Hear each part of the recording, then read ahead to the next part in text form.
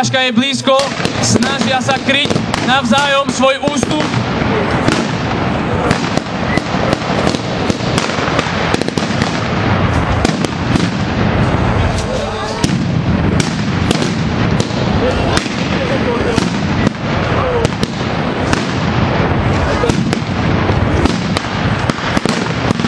Partizáni útočia po krídlach, začínajú vytláčať slovenské a nemecké jednotky.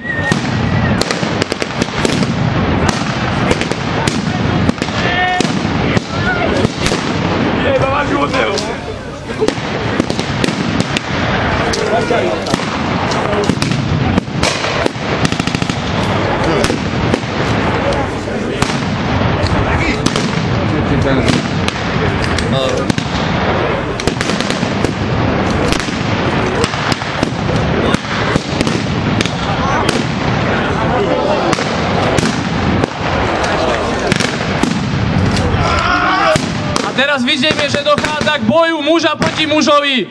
Bol to neľútostný boj, tu sa nebrali žiadne ohľady.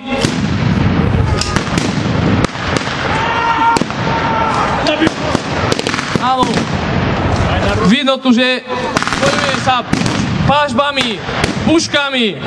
Všetko, čo prišlo pod ruku, všetko bolo považované za zbraň.